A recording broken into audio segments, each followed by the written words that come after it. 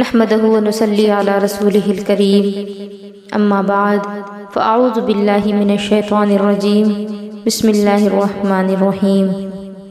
معزز سامعین و سامعات، آج میں آپ کو ہمارے پیارے آقا حضور علیہ الصلوۃ والسلام کی والدہ ماجدہ حضرت آمنہ رضی اللہ تعالی عنہا اور حضرت حلیمہ سعدیہ جو کہ ہمارے آقا کی دایا تھیں، میں ان کی زندگی کے متعلق آپ لوگوں کو بتاؤں گی تاکہ آپ بھی اپنے اندر ان چیزوں کو پیدا کریں اور اپنی اولاد کی تربیت اس طرح کریں کہ وہ ہمارے نبی کا غلام بن سکے۔ یہ بات تو مسلمان کے بچے بچے کو معلوم ہے اور معلوم ہونی چاہیے کہ ہمارے آقا حضور علیہ الصلوۃ والسلام کے والد یعنی آپ کے والد کا نام حضرت عبداللہ رضی اللہ تعالی عنہ ہے اور آپ کی ماں کا نام حضرت آمنہ رضی اللہ تعالی عنہا۔ ہمارے آقا علیہ الصلوۃ والسلام کے والد حضرت عبداللہ رضی اللہ تعالی عنہ بڑے ہی حسین و جمیل تھے۔ آپ کی پیشانی پر نور محمدی کی چمک دمک کئی عورتیں دیکھیں اور آپ سے نکاح کرنا چاہتی تھیں۔ یہ نور محمدی حضرت آدم علیہ السلام کی پیشانی پر آیا اور ان سے منتقل ہوتا ہوا ہر ایک نبی کی پیشانی میں یہ پہنچا اور پھر حضرت ابراہیم علیہ السلام تک پہنچا اور ابراہیم علیہ السلام کی نسل سے آگے چلتے ہوئے پھر نبی کریم علیہ الصلوۃ والسلام کی خاندان میں پہنچا اور پھر حضرت عبداللہ رضی اللہ تعالی عنہ کی پیشانی پر جب یہ نور محمدی پہنچا تو اس کی چمک دمک سے کئی عورتیں آپ سے نکاح کرنا چاہتی تھیں۔ حضرت عبداللہ رضی اللہ تعالی عنہ ایک مرتبہ اپنے والد حضرت عبد المطلب کے ساتھ کعبہ شریف کے پاس سے گزرے تو راستے میں ورقہ بن نوفل کی بہن بیٹھی ہوئی تھی۔ وہ کتب سابقہ یعنی پہلی جو کتابیں نازل کی گئی تھی انبیاء کرام پر ان کی عالمہ تھی۔ اس نے جب حضرت عبداللہ کی پیشانی پر نور محمدی دیکھا تو حضرت عبداللہ سے عرض کیا کہ آپ مجھ سے نکاح کر لیجئے۔ آپ نے فرمایا میں اپنے والد کی مرضی کے خلاف کچھ نہیں کر سکتا۔ حضرت عبد المطلب نے وہب بن مناف جو کہ عرب میں حسب و نسب میں بہت اشرف تھے ان کی بیٹی حضرت آمنہ سے حضرت عبداللہ کا نکاح کر دیا اور حضرت آمنہ ساری قریش میں حسب و نسب کے لحاظ سے ممتاز تھی۔ پھر جب نور محمدی حضرت آمنہ رضی اللہ تعالی عنہا کے بطن انور میں منتقل ہو گیا تو ایک روز حضرت عبداللہ اسی راہ سے گزرے جس میں ورقہ بن نوفل کی بہن نے ان سے نکاح کرنے کی درخواست کی تھی، تو اس روز اس نے حضرت عبداللہ کی طرف التفات نہ کیا، یعنی آپ کی طرف کوئی توجہ نہیں دی۔ آپ نے دریافت کیا کہ آج کیا بات ہے کہ تم میری طرف نہیں دیکھتی؟ بولی وہ نور جو آپ کی پیشانی میں نے دیکھا تھا آج وہ مجھے نظر نہیں آتا، یہی وجہ ہے کہ میں نے آپ سے کچھ نہیں کہا۔ وہ جس کے نور سے تیری چمکتی تھی پیشانی، وہ جس کے نور سے تیری چمکتی تھی پیشانی، اسی کی تھی میں طالب اور اسی کی تھی میں دیوانی، مگر میں رہ گئی محروم قسمت میری پھوٹی، مگر میں رہ گئی محروم قسمت میری پھوٹی، سنا ہے کہ وہ نعمت آمنہ نے تجھ سے لے لوٹی۔ پیارے آقا علیہ الصلوۃ والسلام کی والدہ حضرت آمنہ فرماتی ہیں کہ 6 مہینے حمل کے گزر گئے لیکن مجھے کوئی آثار حمل معلوم نہ ہوئے اور نہ ہی کوئی تکلیف محسوس ہوئی۔ 6 مہینے کے بعد کسی نے خواب میں مجھ سے کہا یا آمنۃ انکا حملتی بخیر العالمین فَإِذَا وَلَدْتِهِ فَسَمَّيْهِ مُحَمَّدًا کہ اے آمنہ تیرے حمل میں سارے جہانوں سے افضل جلوہ گر ہے، جب تو اسے جنے تو پھر اس کا نام محمد رکھنا۔ اور اسی طرح سے انبیاء کرام بھی جب جب دنیا میں تشریف لائے تو انہوں نے ہمارے آقا کی آمد کی بشارت بھی دی۔ جب ولادت شریف کا وقت آیا حضرت آمنہ فرماتی ہیں کہ میں گھر میں اکیلی تھی، حضرت عبد المطلب حرم شریف میں طواف کر رہے تھے، میں نے ایک خوفناک آواز سنی جس سے میں کانپ گئی، پھر ایک فرشتہ سفید مرغ کی شکل میں آیا جس نے اپنے پر میرے سینے پر ملے اور میرا خوف جاتا رہا اور ساری تکلیف بھی دور ہو گئی۔ میرے لیے کوئی ایک پیالہ شربت کا لایا جس کو میں نے پیا، اس کے پینے سے مجھے ایک بلند نور نظر آیا، میں نے دیکھا کہ عبد المناف کی بیٹیاں میرے گرد کھڑی ہیں، میں حیران رہ گئی۔ اتنے میں ان میں سے ایک نے کہا کہ میں فرعون کی بیوی آسیہ ہوں، اور دوسری بولی میں عیسیٰ علیہ السلام کی ماں مریم ہوں، اور یہ دوسری عورتیں جنت کی حوریں ہیں، ہم سب بحکم خدا تمہاری خدمت کے لیے جنت سے آئی ہیں۔ پھر فرمایا کشف اللہ عن بصیری فرأیت مشارقها ومغاربها ورأیت ثلاثة اعلام مضروبات علما بالمشرق وعلما بالمغرب وعلما على ظہر الکعبہ۔ اللہ نے میری آنکھوں سے پردہ ہٹا دیا اور میں نے دنیا کے مشرق و مغرب دیکھ لیے اور 3 جھنڈے بھی دیکھے، ایک جھنڈا مشرق میں گڑا تھا، دوسرا جھنڈا مغرب میں گڑا تھا اور تیسرا کعبہ کی چھت پر تھا۔ اس کے بعد حضور علیہ الصلوۃ والسلام پیدا ہوئے اور میں نے دیکھا تو آپ سجدے میں پڑے ہوئے تھے، یعنی ہمارے آقا علیہ الصلوۃ والسلام جس وقت پیدا ہوئے روئے زمین پر پہلا قدم رکھا تو سب سے پہلے ہمارے آقا نے سجدہ کیا، اور سجدے میں ہمارے نبی نے جو دعا مانگی وہ ربی حبلی امتی کی دعا مانگی۔ آپ غور کریں کہ وہ نبی ہم سے کتنی محبت فرماتے ہیں کہ پیدا ہوتے ہی ان کے زبان پر امتی امتی کی صدا آ گئی، لیکن ہم کیسے امتی کہ نبی نبی کا نعرہ تو لگاتے ہیں لیکن نبی کی محبت کا حق ادا نہیں کرتے، نبی کی وفاداری کا حق ادا نہیں کرتے، ان کی فرما برداری کا حق ادا نہیں کرتے۔ حضرت آمنہ دنیا کی ساری ماؤں سے زیادہ خوش نصیب ماں ہیں، اتنی خوش نصیب کہ آپ کی خدمت کے لیے جنت سے آسیہ اور عیسیٰ علیہ السلام کی ماں حضرت مریم اور جنت کی حوریں تشریف لائیں۔ ہمارے پیارے آقا علیہ الصلوۃ والسلام کی والدہ حضرت آمنہ فرماتی ہیں کہ جب حضور علیہ الصلوۃ والسلام پیدا ہوئے تو میں نے ایک نور دیکھا جس سے شام کے محل میں نے دیکھ لیے۔ حضرت فاطمہ بنت عبداللہ کہتی ہیں کہ ولادت شریفہ کے وقت میں حاضر ہوئی تو میں نے سارے گھر کو نور سے بھرا ہوا دیکھا اور ستاروں کو دیکھا کہ آسمان سے نیچے اتر آئے ہیں، مجھے گمان ہوا کہ شاید مجھ پر یہ گر جائیں گے، اور حضرت آمنہ فرماتی ہیں کہ حضور سراپا نور بن کر پیدا ہوئے، آپ کے ساتھ کسی قسم کے آلائش نہیں تھے، آپ بالکل پاک و صاف اور نظیف و لطیف پیدا ہوئے۔ اور ہمارے آقا علیہ الصلوۃ والسلام کی خصوصیات میں سے ہے کہ جب پیدا ہوئے تو ختنہ کیا ہوا تھا اور بالکل صاف ستھرے نہلائے دھلائے ہوئے تھے۔ جب ہمارے آقا علیہ الصلوۃ والسلام کی ولادت ہوئی، ابو لہب کی ایک لونڈی تھی جس کا نام سویبہ تھا۔ حضور علیہ الصلوۃ والسلام جب پیدا ہوئے اس نے آ کر ابو لہب کو بشارت دی اور کہا مبارک ہو، آپ کو خدا نے بھتیجا دیا ہے۔ ابو لہب نے یہ بشارت سن کر خوشی میں آ کر اپنی انگلی اٹھا کر اشارہ کیا کہ جا، تجھے میں نے آزاد کیا۔ اور ابو لہب جو کہ ایک نہایت ہی بدتر قسم کا کافر تھا، جو ہمارے آقا سے بہت ہی شدید دشمنی رکھا کرتا تھا، لیکن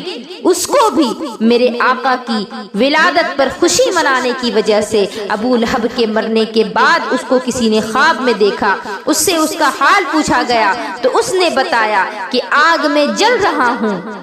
بری طرح سے میں عذاب میں گرفتار ہوں، لیکن جب جب پیر کا دن آتا ہے، جب جب سوموار کا دن آتا ہے، جب جب وہ دن آتا ہے جس دن حضور پیدا ہوئے تھے، تو میں اس انگلی سے، جس انگلی کے اشارے سے محمد کی پیدا ہونے کی خوشی میں نے اپنی لونڈی سوبیا کو آزاد کیا تھا، اس انگلی سے میرے پانی کا چشمہ جاری ہو جاتا ہے، اپنے منہ میں ڈال کر اسے چوستا ہوں تو پانی نکلتا ہے، اور اس پانی کو پی کر کے مجھے پھر راحت و آرام مل جاتا ہے۔ آپ غور کریں کہ وہ بدترین کافر ابو لہب، جس کے متعلق قرآن میں سورہ लहब नाजिल हुई कि तब्बत यदा अबी लहब व तब, तो फिर ऐसे काफिर को जब अल्लाह रब्बुल इज्जत उसकी कब्र में ऐसी नेमतें अता फरमा सकता है, तो फिर आप सोचें कि जो सच में हमारे आका की मोहब्बत में गिरफ्तार हैं, जो सच में प्यारे नबी से मोहब्बत करते हैं, सच्ची मोहब्बत करते हैं, उनके सच्चे आशिक हैं, तो फिर उनके लिए कब्र तो जन्नत के बागों में से एक बाग ही होगी, इसमें कोई शक नहीं। क्योंकि प्यारे आका ने इरशाद फरमाया कि कब्र या तो जहन्नम के गढ़ों में से एक गढ़ा है या तो जन्नत के बागों में से एक बाग है। वो सड़ा हुआ काफिर अबू लहब कि जिसकी कब्र जहन्नम के गढ़ों में से एक गढ़ा है, लेकिन उसके बावजूद प्यारे आका की विलादत की खुशी पर उसके अंगुलियों से कब्र में हर पीर के रोज पानी का चश्मा जारी हो जाता है, उस अंगुली से, जिस अंगुली के इशारे से उसने अपनी बांदी को आजाद किया था। तो फिर आप सोचें, आप गौर करें कि हमारे आका से अगर हम सच्ची मोहब्बत करें, जो मोहब्बत का हक है अगर हम वो अदा करें, तो फिर हमारा रब हम पर कितना मेहरबान हो जाएगा। अहले अरब का ये दस्तूर था, वहाँ का ये रिवाज था कि जब भी उनमें किसी के यहाँ कोई बच्चा पैदा होता तो अपने कबीले से बाहर किसी दूसरे कबीले में किसी दूध पिलाने वाली औरत को जो तंदुरुस्त और खूबसूरत और अच्छे इखलाक वाली होती थी, जिसमें तमाम औसाफ अच्छे हुआ करते थे, ये लोग तलाश करके उसके हवाले बच्चे को कर देते। फिर जब मुद्दत रज़ाअत ख़त्म हो जाती, यानी दूध पीने का ज़माना जब ख़त्म हो जाता, तो फिर उसके बदले में उसे कुछ रुपए पैसे दिए जाते और फिर बच्चे को वापस ले लिया जाता। हुजूर अलैहिस्सलातु वस्सलाम जब पैदा हुए तो इसी दस्तूर के मुताबिक खुद दूध पिलाने वालियां जो बच्चों को दूध पिलाने के लिए आया करती थी मक्के में, मक्के से ले जाया करती थी, तो उन्हीं औरतों में एक बीबी कबीला बनी सादिया से हलीमा सादिया नाम की थी। उनसे पहले सारी औरतें जो उनके साथ आई हुई थी, उन सब को मक्के में किसी न किसी के यहाँ से बच्चा मिल गया, जिसको लेकर के वो जाने को तैयार हो गई। और वो सारी औरतें कहती हैं कि हम सब ने हमारे आका हुजूर अलैहिस्सलातु वस्सलाम को देखा, लेकिन किसी ने भी उनको नहीं लिया, क्योंकि वो ये समझ रही थी कि ये लड़का यतीम है, इसके बदले में हमें ज्यादा कुछ नहीं मिलेगा। किसी ने उनको नहीं लिया और खुदा की कुदरत, मुझे भी कोई बच्चा ना मिला। मायूस होकर मुझे खाली हाथ घर जाना बुरा मालूम हुआ और घर जाने को मेरा जी नहीं चाहता था। मेरे साथ वालियां बच्चा लेकर वापस होने के लिए एक जगह इकट्ठा हो गईं और अपने साथियों का इंतजार कर रही थी, मगर मैं रंजो मलाल में थी कि कोई बच्चा मुझे नहीं मिल रहा था। लेकिन जब कोई भी सूरत नजर नहीं आई, जब कोई रास्ता नहीं निकला, तो मैंने अपने शौहर से कहा कि इतनी औरतों में मेरा खाली जाना अच्छी बात नहीं, बहुत बेइज्जती होगी।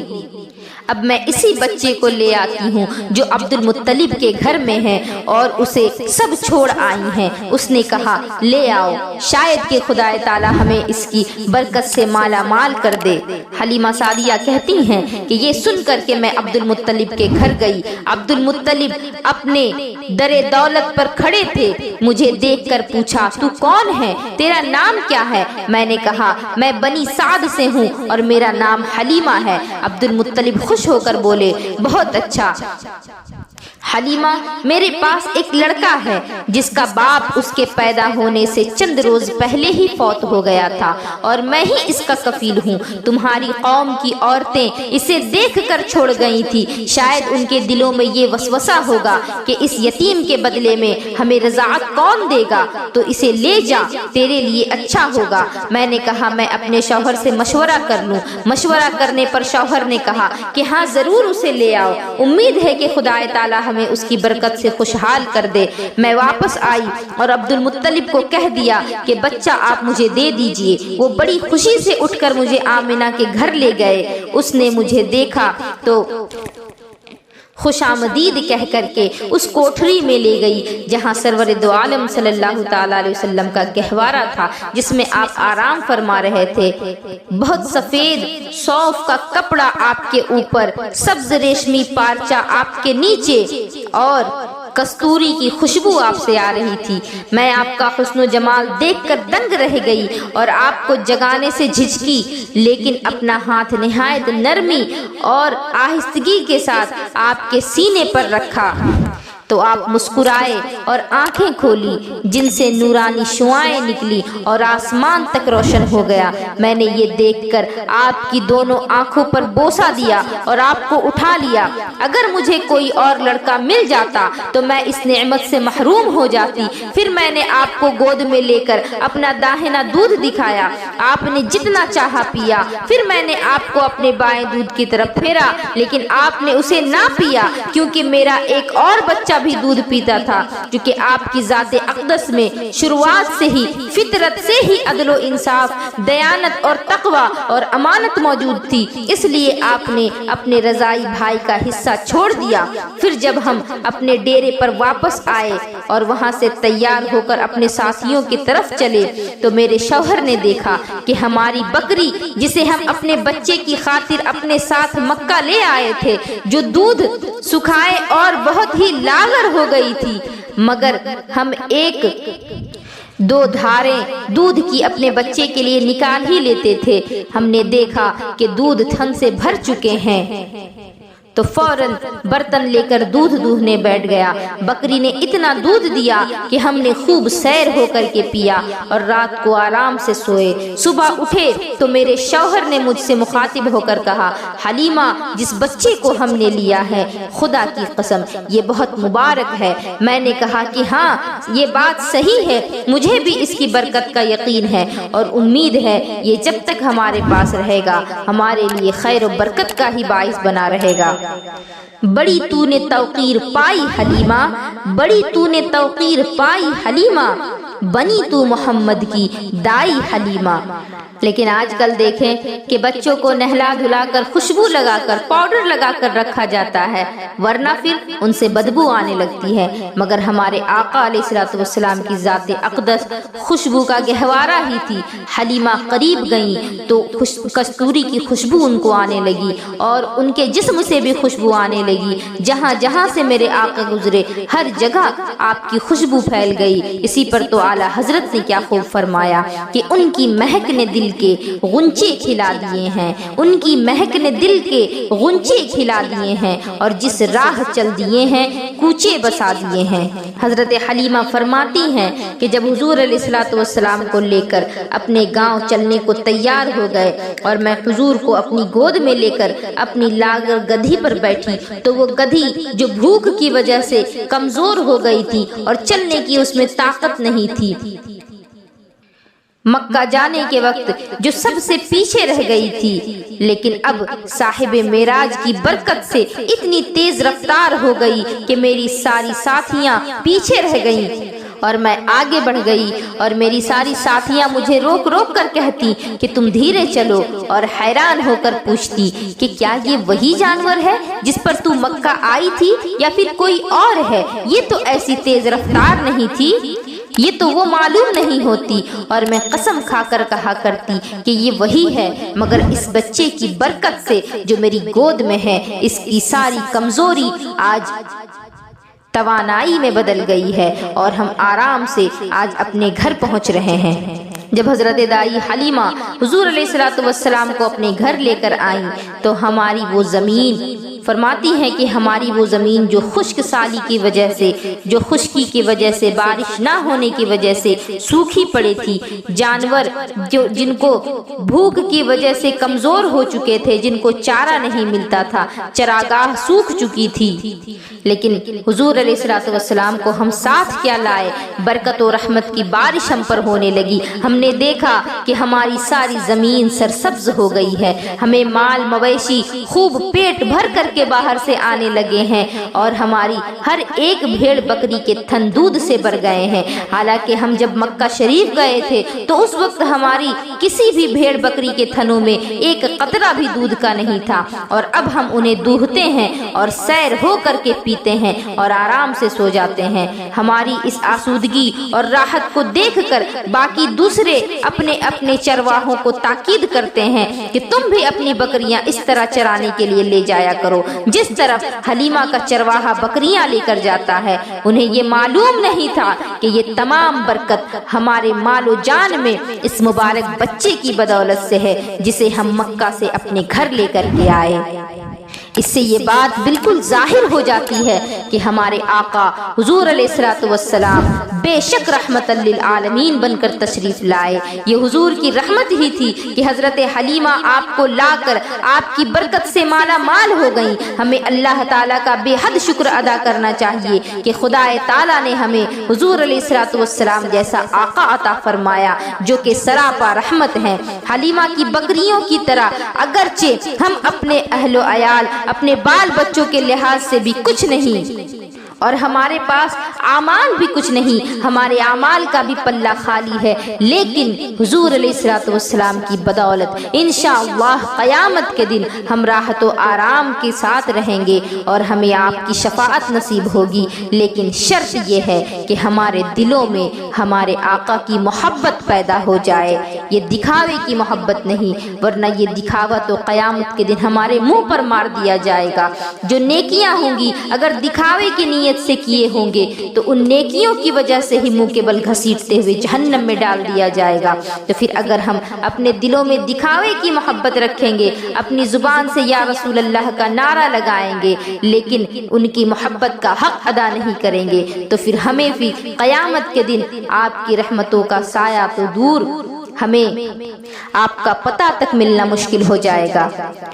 حضرت حلیمہ فرماتی ہیں کہ 2 سال جب تک آپ دودھ پیتے رہے ہم نے خیر و برکت سے گزارے، اور اسی دوران ہمارے مال و متاع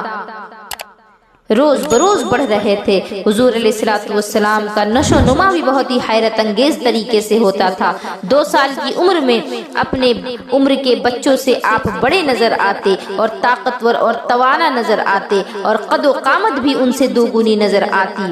آپ ابھی 2 ماہ کے ہی تھے کہ گھر کے صحن میں آپ ہر طرف پھرنے لگے، 3 ماہ کے ہوئے تو پاؤں کے بل اٹھ کھڑے ہوئے، 4 مہینے کے ہوئے تو دیوار کے سہارے سے چلنے لگے، اور 9 ماہ کے ہوئے تو بالکل صاف ستھری زبان بولنے لگے اور ایسی فصیح زبان بولنے لگے کہ ہمیں آپ کی کلام پر تعجب ہوتا تھا۔ 10 ماہ کے ہوئے تو لڑکوں کے ساتھ تیر اندازی کرنے لگے، ایسی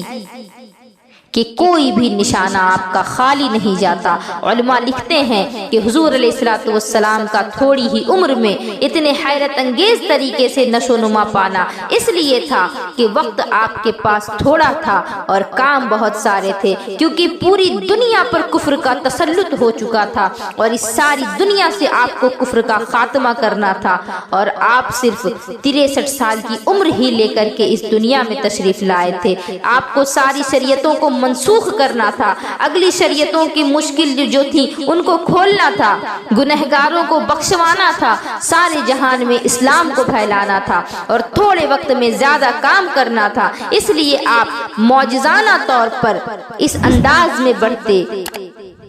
کہ آج کے بچے فوڈ پروٹین وغیرہ بھی کھا پی کر نہیں بڑھا کرتے، ہمارے آقا اسی طرح سے بڑھ چکے تھے۔ ہمارے آقا نے بچپن میں ہی تیر اندازی اختیار فرما لی، تیر اندازی سیکھ لیا اور ہمیں یہ سبق دیا کہ مسلمان کو فن حرب میں، جنگ کے فن میں مہارت حاصل کرنی ہے۔ مسلمان کو حضور نے خدا کا سپاہی بننے کا درس دیا اور ہمیں غازی اور مجاہد بنایا، اور مسلمان کے ہاتھ کا زیور تلوار ہے، ہاکی اور فٹ بال نہیں۔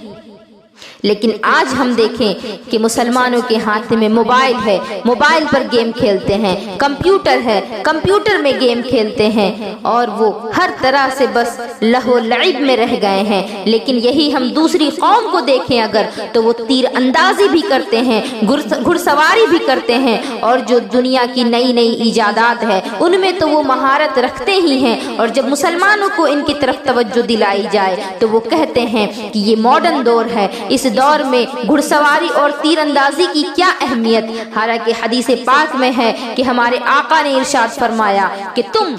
مسلمانوں کو، اپنے بچوں کو تیر اندازی سکھاؤ اور گھڑ سواری سکھاؤ۔ آج یہودیوں کو دیکھیں، وہ ہر حال میں اپنے بچوں کو تیر اندازی اور گھڑ سواری سکھاتے ہیں، کیونکہ انہیں ہمارے آقا کی اس بات پر یقین ہے کہ چاہے دنیا کی کتنی بھی بڑی طاقت آپ کے سامنے آ جائے، آپ کتنے ہی طاقتور کیوں نہ ہو جائیں، لیکن آپ کے اندر یہ ہنر ہونا بہت ضروری ہے کہ آپ گھڑ سواری کرنا جانتے ہوں اور تیر اندازی کرنا جانتے ہوں، کیونکہ یہ چیزیں آپ کے ہاتھ کے ہنر ہیں، اور باقی جو مشین وغیرہ ہیں وہ کبھی خراب بھی ہو جاتی ہیں، وہ فیل بھی ہو جاتی ہیں، لیکن یہ چیزیں جو ہیں یہ آپ کے اندر کی صلاحیتیں ہیں، یہ آپ اس کی وجہ سے آپ کبھی فیل نہیں ہو سکتے۔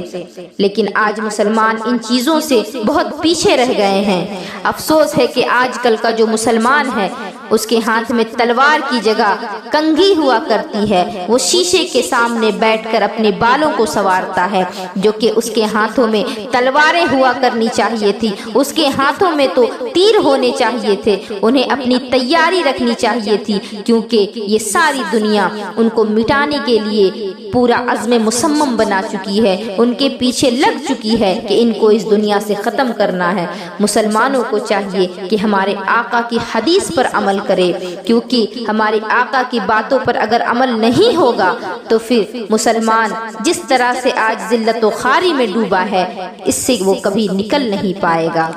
ہمیں چاہیے کہ ہم سچے دل سے اپنے آقا کی باتوں پر یقین کریں اور اپنے دل میں آپ کی محبت پیدا کریں، کیونکہ کی محمد سے وفا تو نے تو ہم تیرے ہیں، کی محمد سے وفا تو نے تو ہم تیرے ہیں، یہ جہاں چیز ہے کیا لوح و قلم تیرے ہیں۔ وآخر الدعوانا ان الحمدللہ رب العالمین وما علینا الا البلاغ۔ السلام علیکم ورحمۃ اللہ وبرکاتہ۔